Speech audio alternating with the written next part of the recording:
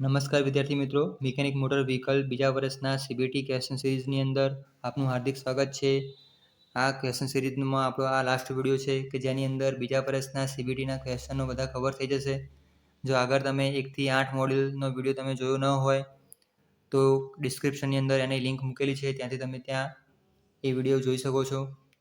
આજે આપણે જોઈએ module number 9 electric components trouble shooting, એટલે કે જે ઇલેક્ટ્રિક ભાગો હોય વ્હીકલની અંદર એનું ટ્રબલ શૂટિંગ માટેના જે પ્રશ્નો MCQ છે એ આ વિડીયોની અંદર કવર થઈ જશે. સાથે સાથે આપણે મોડ્યુલ 10 પણ જોઈ લઈશું.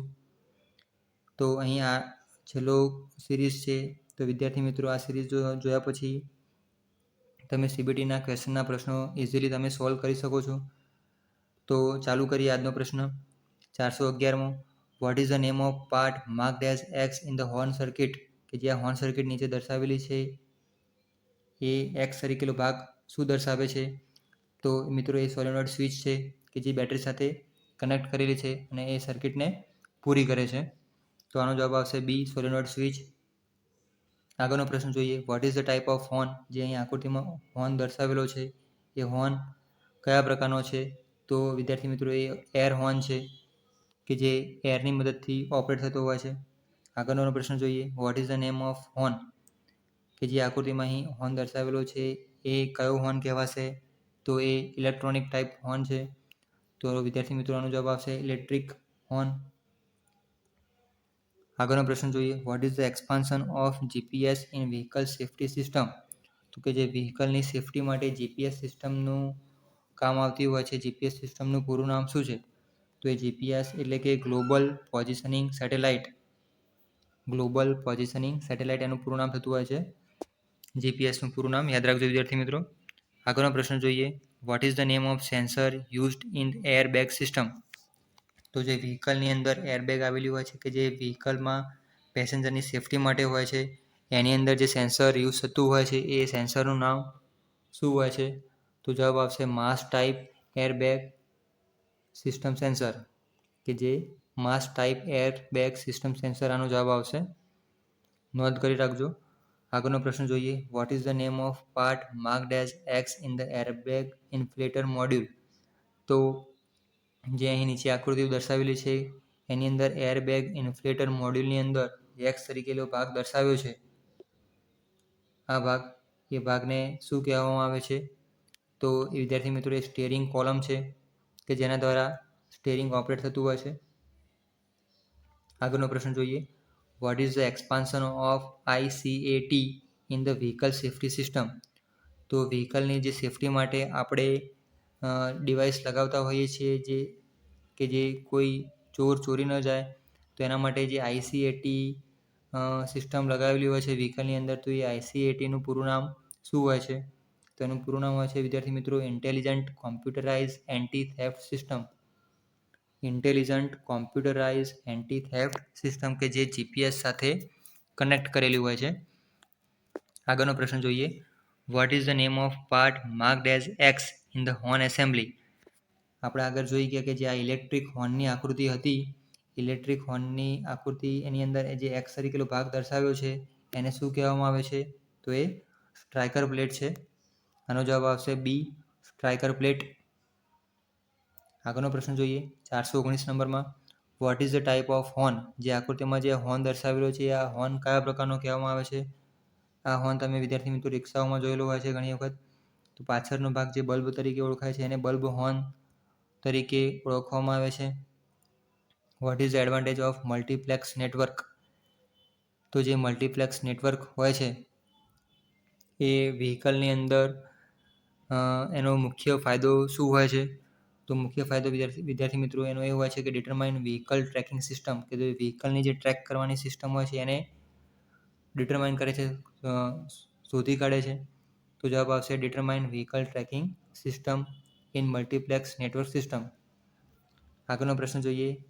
Which system determine the vehicles location by forming a triangle with group of 4 or more satellite, કે જે એવી કઈ પ્રણાલી છે કે જે 4 અથવા એના કરતાં વધારે ઉપગ્રહો સાથે મળીને એક ત્રિકોણ જેવું બનાવીને વ્હીકલનું સ્થાન નિર્ધારિત કરતી હોય છે? તો એ હોય છે ટ્રાયેંગ્યુલેશન. એને ટ્રાયંગ્યુલેશન કહેવામાં આવે છે, ટ્રાયંગ્યુલેશન પ્રણાલી કહેવામાં આવે છે. આનો જવાબ આવશે એ ટ્રાયંગ્યુલેશન. આગળનો પ્રશ્ન જોઈએ 422 નંબરમાં. Which sensor used four safer parking of vehicle?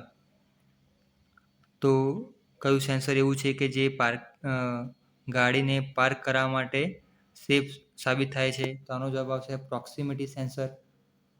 કે જે પ્રોક્સિમિટી સેન્સર હોય છે એ સેન્સર ગાડીને સુરક્ષિત રીતે પાર્કિંગ કરાવવામાં ઉપયોગી થતું હોય છે. જવાબ આવશે બી પ્રોક્સિમિટી સેન્સર, પાર્કિંગ માટે વપરાય. આગળનો પ્રશ્ન જોઈએ.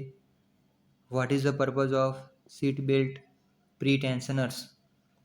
તો જે સીટ બેલ્ટ ગાડીની અંદર લાગેલા હોય છે એને જો આપણે ઝટકાથી ખેંચીએ તો એ બહાર આવતા નથી. તો એનો મુખ્ય એને કહેવામાં આવે છે સીટ બેલ્ટ પ્રી-ટેન્શનર્સ. તેનો મુખ્ય હેતુ શું હોય છે? તેનો મુખ્ય હેતુ એ જ હોય છે કે hold the occupant tightly in the seat. કે જે બેઠેલી વ્યક્તિ હોય છે એને મજબૂતીથી પકડી રાખો. કોઈ પણ એક્સિડન્ટ થાય તે દરમિયાન એને વ્યક્તિને ઈજા ન થાય. આગળનો પ્રશ્ન જોઈએ. How to confirm the satisfactory function of airbag system? તો જે એરબેગની જે સિસ્ટમ હોય છે એની અંદર જે ફંક્શન હોય છે એ કન્ફર્મ કઈ રીતે તસલ્લીપૂર્ણ કાર્ય કરતું હોય છે, કઈ રીતે એનું મુખ્ય કાર્ય હોય છે? તો એનો જવાબ આવશે warning light on and flash few times and go out during starting. તો જ્યારે આપણે ગાડી સ્ટાર્ટ કરતા હોય એ વખતે એ વોર્નિંગ લાઇટ આપશે અને થોડા સમય પછી એ ફ્લેશ થશે અને પછી ચાલુ થશે. એ એરબેગ સિસ્ટમની પ્રણાલી છે. આગળનો પ્રશ્ન જોઈએ. Which device inflate the airbag in few milliseconds during vehicle collision? તો જ્યારે એક્સિડન્ટ થતો હોય છે ત્યારે એરબેગ ખુલી જતી હોય છે. તો એરબેગ મિલી સેકન્ડની અંદર ખુલી જવાનું કારણ એ કયું ડિવાઇસ હોય છે? તો એ હોય છે ઇન્ફ્લેટર મોડ્યુલ, કે જે તરતથી સેન્સ થઈને મિલી સેકન્ડની અંદર એરબેગને કોલિઝન દરમિયાન એને ફૂલાઈ કાઢશે, ઓપરેટ થઈ જશે. આગળનો પ્રશ્ન જોઈએ. Why seat belt and airbag systems are necessary in the vehicle? તો વ્હીકલની અંદર સીટ બેલ્ટ અને એરબેગ સિસ્ટમ શા માટે જરૂરી છે? તો વિદ્યાર્થી મિત્રો, ટુ પ્રોટેક્ટ ધ ડ્રાઈવર અને પેસેન્જર. તો ડ્રાઈવર અને પેસેન્જર બંનેને બચાવવા માટે સીટ બેલ્ટ અને એરબેગ સિસ્ટમ લાગેલી હોય છે. આગળનો પ્રશ્ન જોઈએ. What is the purpose of engine immobiliser? જે એન્જિનની અંદર ઇમોબિલાઇઝર લગાવેલા હોય છે એનો મુખ્ય હેતુ શું હોય છે? તો આનો જવાબ આવશે prevent from starting the engine. તો એન્જિનને ચાલુ થતાં અટકાવવા માટે. ઘણી વખત વિદ્યાર્થી મિત્રો ચાવી વગર અમુક ચોરી કરતા હોય છે. તમે મૂવીઝની અંદર દેખેલું હોય છે કે જે ડેશબોર્ડ હોય છે નીચેની બાજુથી બે વાયરો ભેગા કરીને એન્જિન ચાલુ કરતા હોય છે. તો એ એન્જિન ચાલુ ન થાય એના માટે ઇમોબિલાઇઝર સિસ્ટમ લગાવેલી હોય છે. તો એ ચાવીથી જ ચાલુ થાય.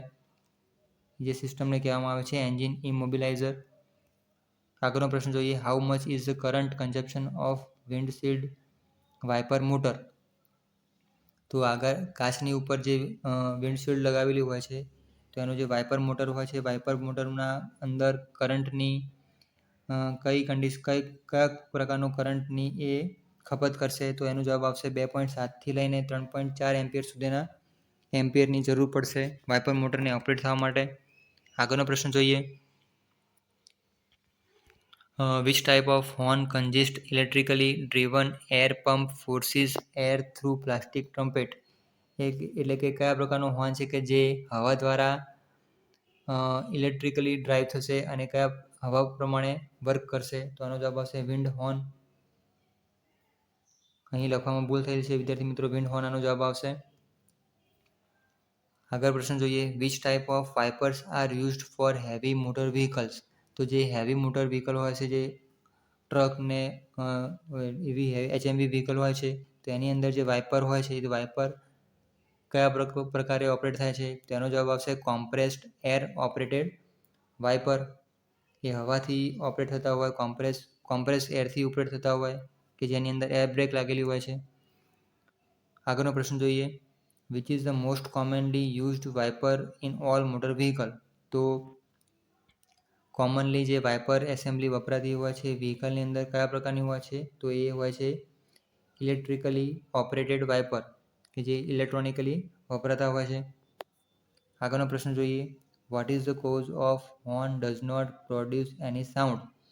તો હોર્ન ન વાગવાનું મુખ્ય કારણ નીચેનામાંથી શું હોય છે? તો હોર્ન ન વાગે એનું મુખ્ય કારણ હોય છે કે એનો ફ્યુઝ બંધ થઈ ગયો હોય, ફ્યુઝ બળી ગયેલો હોય, તો એના કારણે સર્કિટ પૂરી ન થાય અને હોર્ન વાગતા નથી હોતા. આગળ પ્રશ્ન જોઈએ. What cause the horn sound continuously even switch is in off position? જો વ્હીકલની જો સ્વિચ બંધ હોય છતાં પણ હોર્ન ચાલુ ને ચાલુ રહેતો હોય તો એનું કારણ શું હોઈ શકે છે? તો એનું કારણ વિદ્યાર્થી મિત્રો હોય છે કે જેને રિલે પોઈન્ટ હોય છે એ સ્ટક થઈ ગયું હોય, ચોંટી ગયેલી હોય. તો એ રિલે પોઈન્ટ સ્ટક થઈ જવાના કારણે એ હોર્નની જે સર્કિટ હોય છે એ ચાલુ ને ચાલુ રહેતી હોય છે, એના કારણે હોર્ન કન્ટિન્યુઅસલી વાગતો રહેતો હોય છે. આગળનો પ્રશ્ન જોઈએ. વાય હોર્ન પ્રોડ્યુસ લો ઇમ્પ્રોપર સાઉન્ડ? તો જે હોર્ન ઘણી વખતે ચાલુ તો હોય છે પણ પૂરો વ્યવસ્થિત અવાજ ઉત્પન્ન નથી કરતા, એનું મુખ્ય કારણ શું હોય છે? તેનું મુખ્ય કારણ હોય છે કે એનો જે ડાયાફ્રામ હોય છે એ ક્રેક થઈ ગયેલો હોય, ખરાબ થઈ ગયેલો હોય, તેના કારણે એ ઇમ્પ્રોપર સાઉન્ડ આપતો હોય છે. આગળનો પ્રશ્ન જોઈએ. What is the necessity of wiper unit? તો જે વાઇપર આગળ આપણે લગાવેલા હોય છે, વાઇપર યુનિટની જરૂરિયાત શું ઊભી થઈ? શેના કારણે જરૂરિયાત ઊભી થઈ? To see the road and traffic clearly? તો સ્નોફોલ દરમિયાન અથવા વરસાદ ચાલુ હોય એ વખતે આપણને રોડ કમ્પ્લીટલી ચોખ્ખો દેખાય એના માટે વાઇપર યુનિટ લગાવેલા હોય છે. આગળનો પ્રશ્ન જોઈએ. Why power window are provided with lock out switch controlled by driver? એટલે કે જે પાવર વિન્ડોનો જે લોક હોય છે એ ડ્રાઈવરની બાજુ કેમ લગાવેલું હોય છે? જે ચારે ચાર પાવર વિન્ડો હોય છે એના જે લોક આપેલા હોય છે એ ડ્રાઈવરની બાજુ જ કેમ આપેલું હોય છે? તો પ્રિવેન્ટ એક્સિડન્ટ. ઘણી વખત નાના છોકરાઓ એ પાવર વિન્ડો દબાવીને અથવા કોઈ દરવાજો ખોલીને એક્સિડન્ટ ન થાય એના માટે એને લોક સ્વિચ ડ્રાઈવરની બાજુ આપેલી હોય છે, તો એ એક્સિડન્ટ બચાવવા માટે આપેલી હોય છે. આગળનો પ્રશ્ન જોઈએ.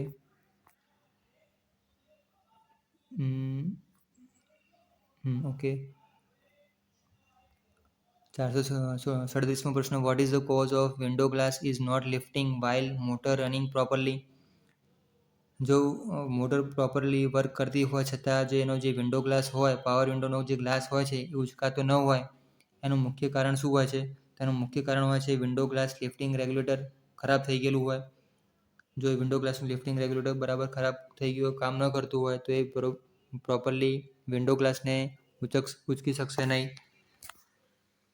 આગળ પ્રશ્ન જોઈએ. What is the possible cause for immobiliser antenna error? તો ઇમોબિલાઇઝર જે એન્ટેનાની અંદર જો કોઈ ખામી સર્જાઈ હોય તો એનું મુખ્ય કારણ શું હોઈ શકે છે? તેનું મુખ્ય કારણ એ જ હોઈ શકે છે કે જે ECMની અંદર સમસ્યા આવી હોય, તો જેને કારણે એ ઇમોબિલાઇઝર એન્ટેનાની અંદર એરર બતાવતી હોય. આ મોડ્યુલ અહીં સમાપ્ત થાય છે. આગળનું મોડ્યુલ છે મોડ્યુલ 10 ડ્રાઇવિંગ પ્રેક્ટિસ. ડ્રાઇવિંગ પ્રેક્ટિસના જે MCQ ક્વેશ્ચન આપણે ચર્ચા કરી લઈએ, થોડાક જ છે. આગળનો પ્રશ્ન જોઈએ. 439મો પ્રશ્ન. Which labour act provide information regarding accidents, death or disability? એટલે કે એવું કયો કાયદો છે કે જે લેબરનો અધિનિયમ અને અથવા તો દુર્ઘટના અથવા જે મોત અને એક્સિડન્ટ થતા હોય છે એની જાણકારી આપતું હોય છે? તો એ વર્કર કમ્પન્સેશન એક્ટ છે.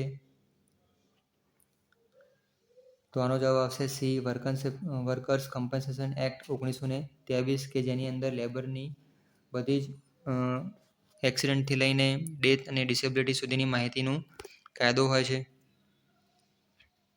આગળનો પ્રશ્ન જોઈએ. Which act regulate the payment of wages to certain class of person? એટલે કે જે અમુક ચોક્કસ વર્કરો હોય છે એમના જે ચોક્કસ એમનું ભુગતાન કરવાનું છે, ચોક્કસ એમનો પગાર આપવાનો હોય છે, એનો જે કાયદો છે કે જે આટલું મિનિમમ વેજીસ એમને આપવું પડતું હોય છે, તો એ વેજીસનો જે કાયદો છે એ કયો કાયદો છે?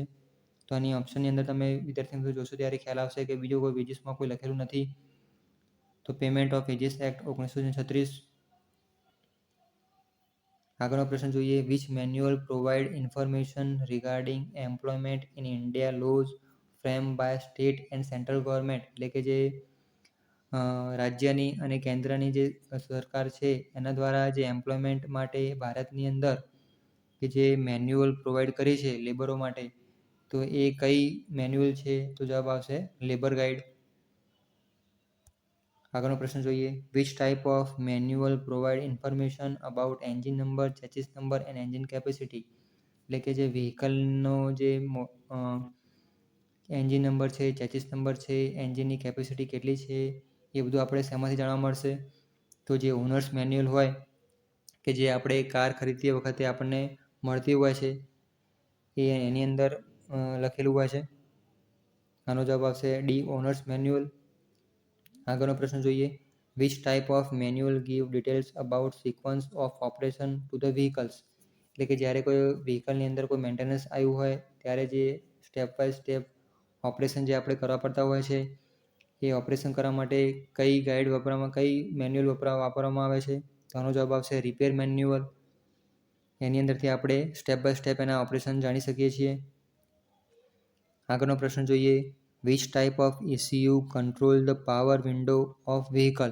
એટલે કે જે પાવર વિન્ડો વ્હીકલની અંદર હોય છે એને ઓપરેટ કરવા માટે જે ECU હોય છે એ ECU કયા પ્રકારનું હોય છે? તો એને BCM કહેવામાં આવે છે. આગળનો પ્રશ્ન જોઈએ.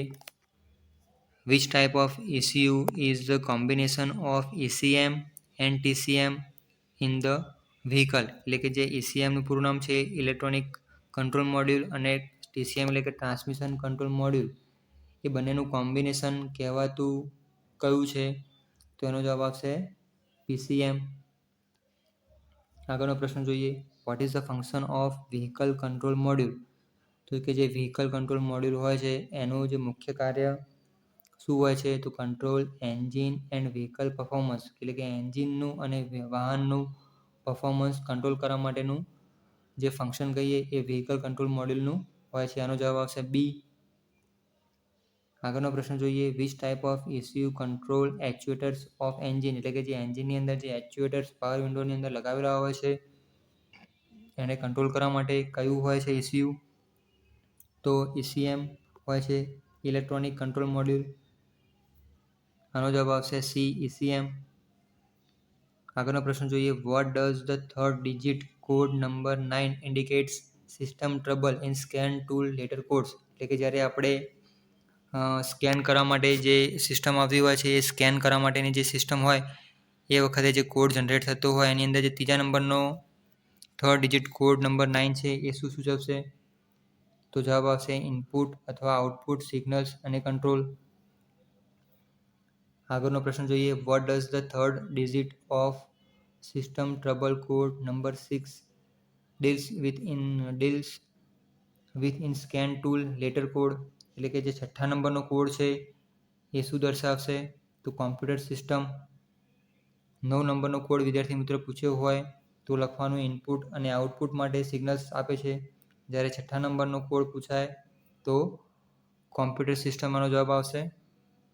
આગળનો પ્રશ્ન જોઈએ. What does the first unit identify in the scan two letter code? એટલે કે જે પહેલો યુનિટ હોય છે એ શું આઈડેન્ટિફાય કરતો હોય છે? તો ટાઈપ ઓફ એરર, કયા પ્રકારની એરર છે એ એનો જવાબ આવશે જો ફર્સ્ટ યુનિટ પૂછેલું હોય તો.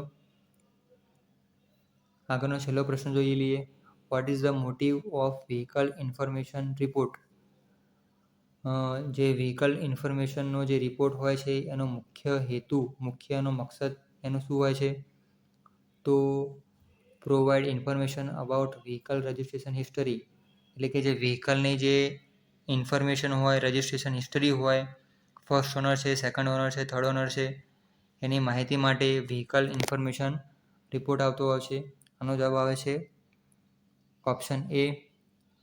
તો વિદ્યાર્થી મિત્રો અહીં બીજા વર્ષના 10 મોડ્યુલના MCQ ક્વેશ્ચન્સ અહીં આપણે કવર કરી લીધા છે. આશા રાખું છું તમને ખબર પડી હશે. તમને જો કોઈ વસ્તુમાં ખબર ન પડી હોય તો તમે મને કોમેન્ટ બોક્સમાં લખી શકો છો. હું વધારે સમજાવવા માટેનો પ્રયત્ન કરીશ. Best of luck for your CBT exam. Thank you.